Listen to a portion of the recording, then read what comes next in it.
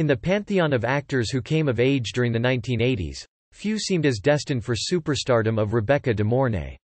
Then again, few 80s actors could lay claim the same blend of wit, humanity, and raw, not to mention refreshingly unapologetic, sexuality that seemed to put De Mornay a cut above most of her contemporaries. Out of all of the guys in the Jackass crew, Steve-O might have been the most unhinged. Indeed, it was those very qualities that helped get her a foot in Hollywood's coveted door and land a minor role in Francis Ford Coppola's largely forgotten 1981 musical romantic drama One from the Heart. While One from the Heart failed to make much of an impact at the box office, it did earn an Oscar nomination for Tom Waits' brilliant original music. Forever shirtless so as to show off his ridiculous tattoos, he was the guy you could always count on for the stuff nobody else on the show was willing to do, or would even think of doing. Coppola's film also earned praise for its impressive cast, all of whom gambled big that the director could find magic in a music venture that was a patently risky proposition circa early 80s. It didn't come together as the cast and crew may have hoped, but De Mornay made the most of the moment, delivering a memorable performance that put her leading lady chops on full display.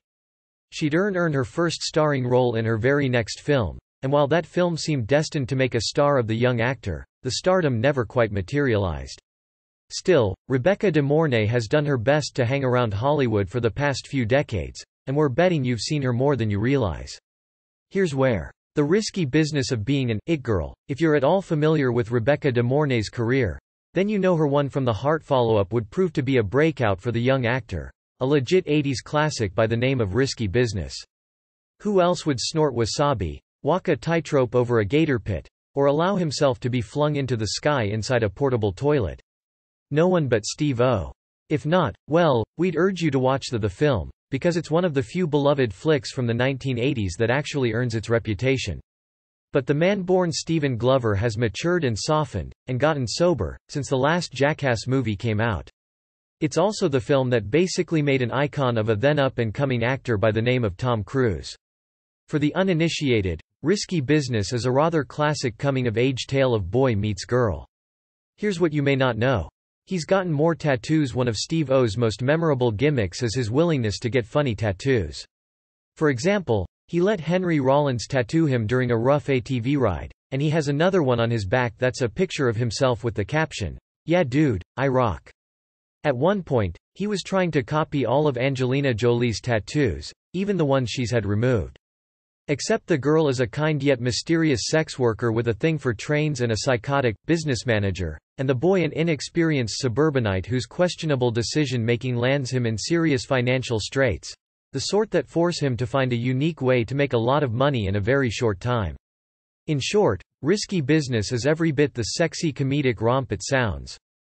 That means that while Jolie no longer has Billy Bob, as in ex-husband Billy Bob Thornton, tattooed on her arm, Steve-O still does. Upon release, it made an overnight superstar of Cruise and an instant it girl of De Mornay. But while Cruise's star power continued on an upward trajectory, De Mornay would find her new status a bit harder to hold on to.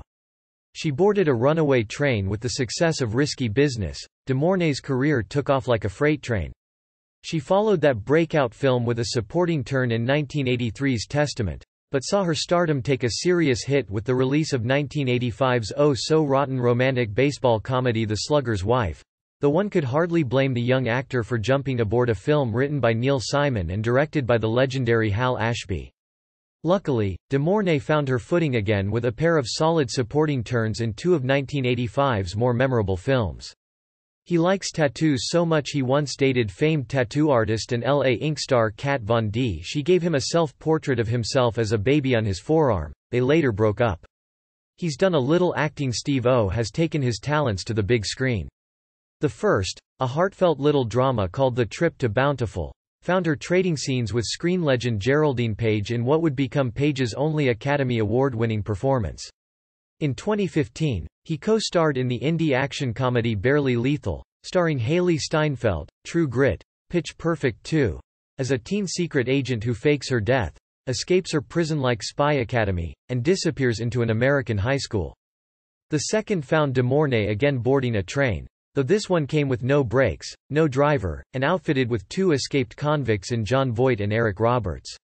The villain, played by Samuel L. Jackson, tracks her down and forces his toady Pedro, played by Steve-O with his customary gusto, to torture her and inject her with a truth serum. He's also gotten into voiceover work, appearing in an episode of the Adult Swim animated series Mr. Gritty, claustrophobic, and thrilling in all the best ways. Runaway Train is the very definition of pulse-pounding thriller. It stands as one of the most oft-overlooked films of the 80s, rarely remembered despite earning 3 Oscar nominations, and seemingly righting the ship amidst the choppy waters of Rebecca De Mornay's early career. She hit number 1 with Starship, sort of, while 1985 saw De Mornay take a stumble and regain her footing with her big screen ventures. 1986 found her hitting number 1 on the Billboard Hot 100. Well, sort of. Pickles. He was institutionalized in 2008. Steve-O sent out an email to his Jackass cohorts to ask them to help him film one of his most insane stunt ideas ever. A 25-foot free fall onto concrete. In truth, it was 80s soft rock gods Starship who actually claimed that number 1 spot. They did so with the second hit single, after 1985's anthem, We Built This City, off their debut album Knee Deep in the Hoopla. The song is called simply, Sarah, and details the end of a once-loving relationship. If you're wondering what Rebecca De Mornay has to do with the shamelessly schmaltzy song, she co-starred in the music video opposite Starship singer Mickey Thomas. The message also included the line, I'm ready to die, which his old buddy Johnny Knoxville took as an implicit declaration of an intent to commit suicide. She played the one-time object of affection in a video that presents the end of said relationship while frequently, and bafflingly, flashing back to the tragic events of the man's own childhood. Knoxville forcibly took Steve-O to Cedars-Sinai Medical Center in Los Angeles, where he had him placed on suicide watch. He ultimately spent 2 weeks in the mental health ward, and says he benefited greatly from the group therapy sessions. With its big hair and egregious crossfades, the video is every bit as 80s as it sounds. So is the song. If you don't believe us, you can check it out for yourself right here. She played Beauty to the Beast. It would be a few years before De Mornay would be able to claim number 1 status of any sort again, as she spent the second half of the 80s starring in a string of projects that ranged from questionable to downright abominable, including in God Created Woman, Feds, and Dealers. Just FYI, those are the questionable projects. The abominable project in question came via 1987's mind-bogglingly bad version of Beauty and the Beast. Now, on paper that adaptation could have been something special. It was just the second English-language film of the fairy tale, and the first to make the bold choice to turn the work into a musical, a full 5 years before Disney made Beauty and the Beast into one of their most iconic animated features, and producers had cast an intriguing actor in John Savage to play Beast to De Mornay's Beauty. He remarked in an email to the media that during his stay he realized there was more to life than making people giggle at my random acts of silliness. He developed a deep relationship with Mike Tyson. Steve-O once crashed a house party in the Hollywood Hills. That intrigue did not translate to the finished product, and the film plays as a half-hearted, rose-colored sort of cut-and-paste version of the original fairy tale. One with less than stellar makeup effects and poorly constructed songs. Though De Mornay and Savage should be commended for performing those substandard ballads themselves. She hit a backdraft and then rocked the cradle after a string of cinematic misfires. The 80s couldn't end fast enough for Rebecca De Mornay. Mike Tyson answered the door. Hey, it's the Hollywood Hills, and let him in because he had a large amount of cocaine, which the two ended up consuming in a bathroom over the course of 3 hours.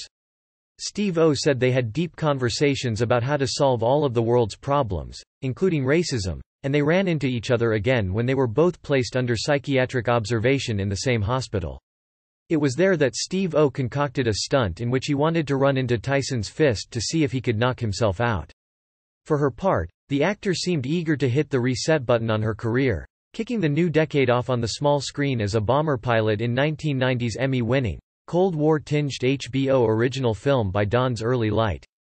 The very next year, De Mornay found herself at the top of the box office when Ron Howard cast her in his smash hit firefighter drama Backdraft. While De Mornay's role is very much of the supporting nature, it still showed that the actor had wit, humanity, and sex appeal to burn on the big screen. It's not hard to imagine some of Hollywood's biggest decision-makers took note of that performance, particularly director Curtis Hanson, who cast De Mornay as a villainous would-be nanny in his 1992 thriller The Hand That Rocks the Cradle. Tyson wouldn't let him do it. He was the perpetrator and victim of some nastiness at a celebrity roast in 2011. The subject of Comedy Central's annual roast was sitcom actor and party monster Charlie Sheen. Steve-O was on the dais and gave a stand-up set which was filled with the expected jokes about Sheen's drug use and promiscuity, and he also made fun of his fellow panelists, cracking that, the last time this many nobodies were at a roast, at least Great White was playing. For that last line, a reference to the 2003 fire at a nightclub where the rock band Great White was playing in which 100 people were killed, he earned some boos. To his credit, he apologized and asked Comedy Central to edit it out of the broadcast. De Mornay more than delivered the goods as the psychologically damaged baddie, and this time found herself the lead in a blockbuster hit that held the #1 spot at the box office for 4 straight weeks. She played producer with Leonard Cohen as De Mornay continued to cement movie star status in her professional life. She also found a welcome bit of stability in her personal life when she began a years-long partnership with legendary singer-songwriter Leonard Cohen. After meeting sometime in the 80s, the pair went public with their relationship in the early 90s and remained together for a few years. They complied, and Steve-O at least tried to end the roast on a positive note. His old pal Mike Tyson was in attendance, and he finally let Steve-O run into his fist. He ended up breaking his nose. He got into a feud with Amy Schumer also during the Charlie Sheen roast. Comedian Amy Schumer made a joke about Ryan Dunn, Steve-O's Jackass co-star who had died in a drunk driving accident just a few days earlier. "I truly am sorry for the loss of your friend Ryan Dunn," she quipped. "I know you must have been thinking, it could have been me, and I know we were thinking, why wasn't it?" Steve-O appeared visibly upset, and in a radio interview 6 months later he unloaded on Schumer, saying that in rehab he learned the importance of forgiveness. "And I forgive Comedy Central for letting that no-name ***** on the show in the first place." At one point, they were even engaged to be married. Over that period, the pair were all but inseparable, with De Mornay becoming quite involved with the inner workings of both Cohen's personal and professional lives. She even claimed co-producer credit on a song from Cohen's 1992 album The Future, which is also dedicated to her. Though the pair eventually went their separate ways, they apparently remained close over the years. "I have zero respect for that ****, but I'm not mad at her for telling a joke." Clearly, he's not mad. Schumer refused to apologize to Steve-O for the joke, but had to connect with him privately because his fans were sending her death threats. They've since reconciled completely. He really hates SeaWorld. Steve-O isn't just about silly stunts for silly stunts' sake. He's also used his unique set of talents and fearlessness to raise awareness for animal rights. De Mornay even offered a few supremely kind words about Cohen after his passing in November 2016, claiming that she really cannot fathom what life will be like without him in it. She also played director on The Outer Limits. De Mornay's collaboration with Leonard Cohen wasn't the only project on which she claimed a producer's credit. In fact, she earned that same title on 3 of her own acting projects over the years, including 1995's Never Talk to Strangers, 1996's The Winner, and 1999's A Table for One. In 2014, he climbed onto a road sign overlooking Interstate 5 near San Diego, home of SeaWorld. De Mornay's appearance on the popular sci-fi, fantasy anthology series The Outer Limits found the actor donning a different title, that of actor-director. He then defaced the sign, changing it to read, "SeaWorld Sucks," and was ordered to pay a fine of $239. In August 2015, he pulled off a similar stunt, climbing up a 100-foot-tall crane on West Hollywood's busy Sunset Boulevard, holding an inflatable orca whale with, "SeaWorld Sucks," written on it. He eventually climbed down and was charged with trespassing, and for unlawfully setting off some fireworks to get people to notice. Ultimately sentenced to 30 days of jail, he ended up serving 8 hours behind bars. He's really into animal rights. Steve-O's animal rights activism may have surprised some casual fans, but he'd been heading toward an animal-friendly lifestyle for years. He said that he was once so high that he started hearing voices, and one told him he was going to having to one day answer for his sins. De Mornay claimed that director's chair in the 12th episode of the series' mid-90s revival. The episode in question, titled, The Conversion, was a complex, violent story to tackle. The Conversion follows a man fresh out of prison and harboring a serious grudge against his former employers. The sort of grudge that drives him to walk into his former place of employment and open fire on the office's Christmas party. As one might expect with The Outer Limits, there are twists and turns to be had throughout the narrative. De Mornay plays a key role in those twists as a mysterious woman who may or may not be pulling the strings. He also watched a YouTube video in which an Indian spiritual leader bemoaned the lack of respect of life on Earth, particularly how humans eat other animals, and put those two things together and decided to become a vegetarian, although he admits he misses Whoppers.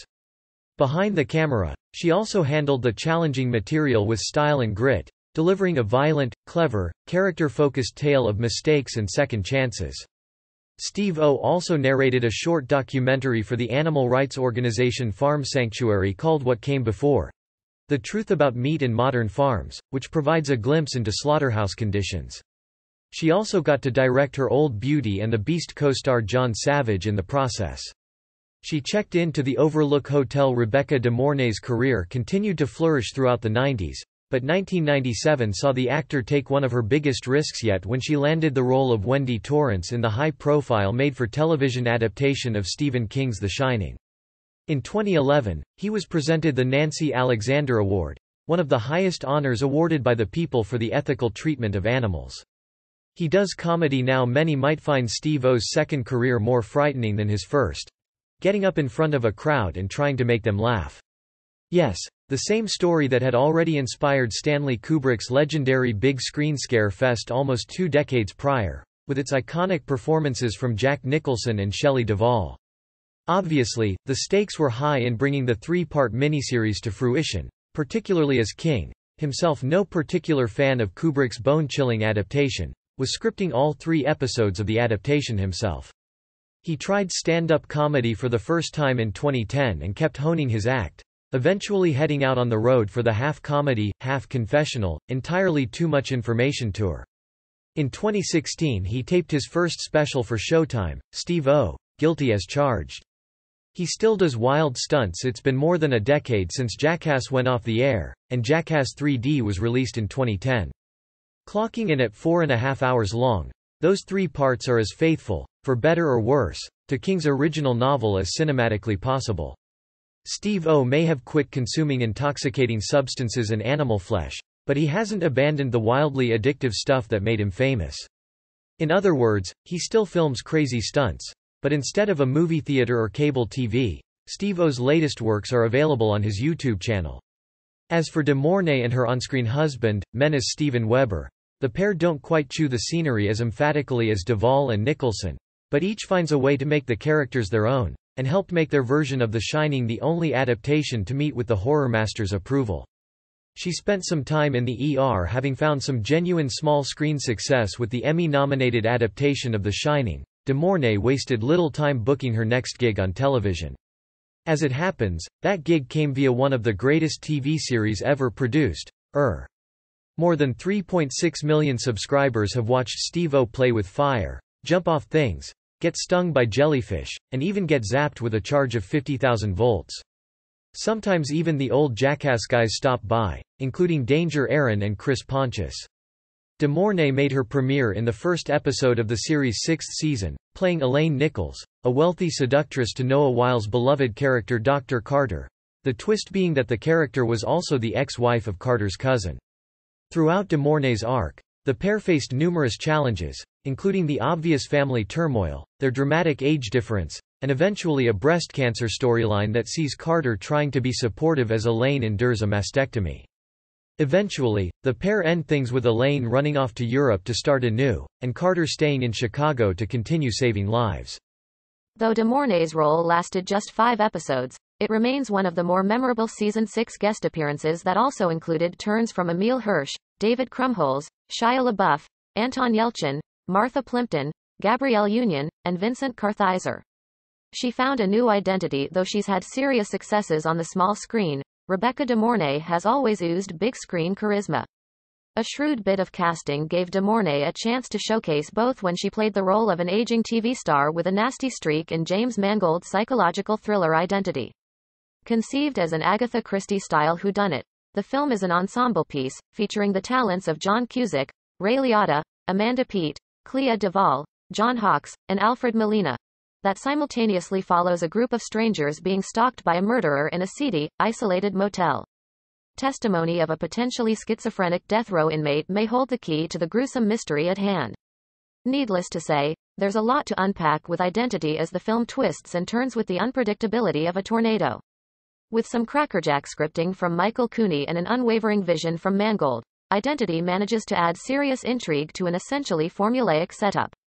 Over 15 years after its release, Identity remains a genuinely satisfying mindbender of a film, and one of the great, if often overlooked, psychological thrillers of the 21st century. It also happens to feature one of the best performances of Rebecca De Mornay's career. She partied with the Wedding Crashers. Though she was blessed with leading lady looks and acting chops to match, De Mornay has generally gravitated towards roles that play to her strengths. That means she's never been one to shy away from playing compelling supporting characters in bigger movies. More often than not, she's made the most of these minor roles, bringing a wealth of richness to even the most marginal of characters.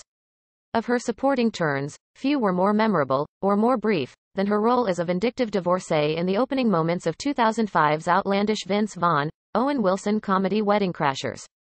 For those of you who didn't recognize De Mornay in the film, she traded barbs with Dwight Yoakam as one half of the soon-to-be-divorced Krogers, who were forced to remember the good times by Vaughn and Wilson's do-gooding divorce attorneys, mediators. Though the scene clocks in at just about 3.5 minutes, it more than proves a droll tone setter for the raucous action that follows.